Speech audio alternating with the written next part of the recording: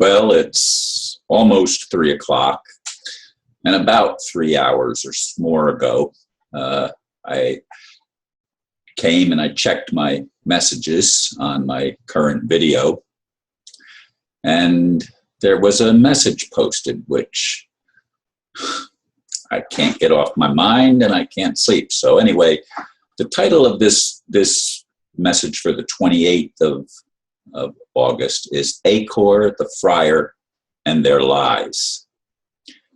I probably should ignore it, but I cannot sleep. I have to respond. A friend, ? Sent me a comment posted in Acore, which is the Friar's Liar group. It said, quote, "If you borrow money from a bank and do not pay it, why should the bank not be allowed to take back the asset you bought with their money?" End quote. First of all, banks do not loan money. They steal value and convert it to debt instruments or fiat currency. Fraud. Second, my home was never mortgaged. It was paid for before I moved there. The attorney lied to me. Bar attorneys are liars. Bar lawyers are liars, saying that if I gave them permission to sell Dr. Mary's estate, I would be able to keep my home. I agreed. Yet within 2 months, they were taking court action to take my property. I held them off for over 10 and a half years, but they finally tricked me on February 7th and locked me out of my home, stealing many of the valuable contents that my friends and I were unable to get out in time. Of all the things that have happened to me in my life, that is the single most devastating thing that happened. First of all, Dr. Mary Orkin referred to me as the son she never had. I've said that in other videos. In fact, there's nothing new that I'm going to share in this video that I haven't said in other videos. She left me.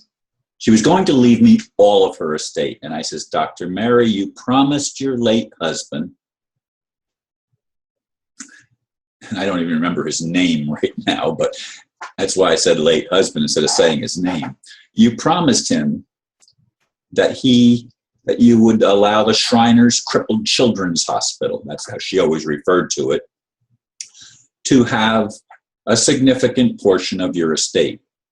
So anyway, she ended up drawing up a trust in which I got 50%, the Shriners Crippled Children's Hospital got 50%, and there was $50,000 in addition to Sandra Oak, her nephew, who was the only one of her blood relatives that ever paid attention to her in her whole life, and her organist, who was a faithful friend and helped her after she could no longer drive. And so did Sandra, by the way, and I. We were the three that would provide transportation for her.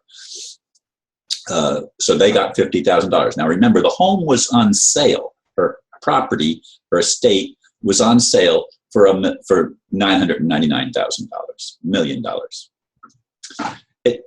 I had offers. Within a few weeks of putting it on the market, I had an offer for $870,000. Around that same time, I had just gotten notified that there was a lawsuit. Dr. Mary's banker, the Wilhelms, and actually it was his wife. I don't think it was him. I think it was his wife that convinced her to give the property to them. And she said, she called me in one day. She says, "Ron, I think I've made a terrible mistake." And they were stealing money from her account, taking money. They had themselves put on her account so that they could take money, and they were taking money from her, and she was really concerned. And I've learned that they had created a will in which they took all of her property except they left me $100, and her husband, I think was it $1,000 or was it? I think it was $1,000 that they left the Shriners. Okay, And she says, that's not what I want. But they cajoled her and tricked her. So anyway, I helped her find a lawyer, and he drew up a trust, and she ended up giving me, as I already said, 50%, and the Shriners 50% less the $50,000. And it was put up, and it was, the first offer was $870. The second offer, which came a few months later, was for $850,000. Both offers, of course, were withdrawn when I revealed that there was a lawsuit now pending. And I don't blame the people for withdrawing it. But there was never a mortgage on my home. The mortgage was on the will. That was the collateral. The will was the collateral. And the bank ended up selling the home for $250,000.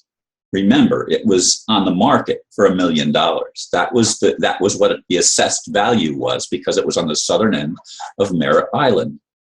That's the most valuable real estate in Brevard County, Florida. And I'm looking at the clock here. So anyway, when everything transpired, I had hired over the course of time 5 different attorneys. The first one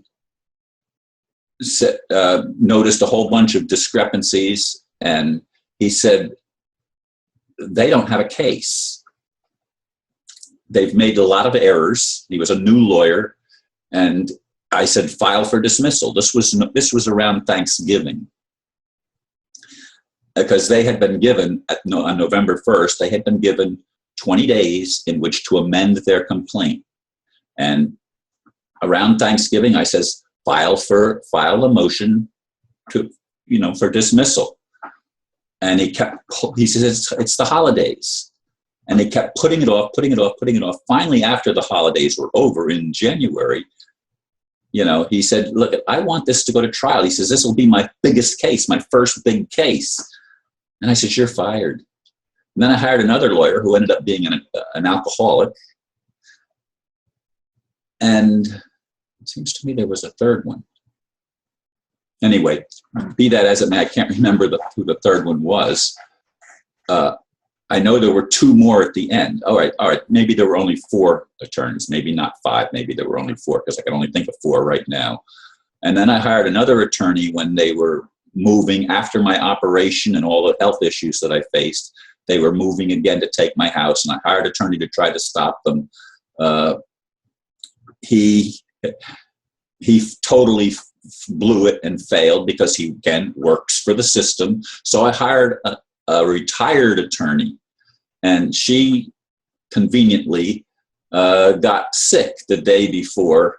I don't know if she planned it that way, but that's what happened. She got sick the day before we were supposed to go to court, and said that I'd have to handle it by myself. So she was not there to lend me any support. It was just the judge, as I said in a previous videos, probably the judge, the attorney for the bank, myself, and 4 sheriff deputies. That was the whole thing. And they ended up telling me that I had till 5 o'clock to get everything out of the house. At 20 minutes to 5, 2 armed sheriffs come and said, when you finish carrying that box out, you can't go back in the house. And they locked me out of the house an hour and 20 minutes before they said they were going to. They took away an hour and 20 minutes. So I couldn't go back and get any more valuables out. But the point is, what Acore is spreading and what this attorney is spreading is not the truth.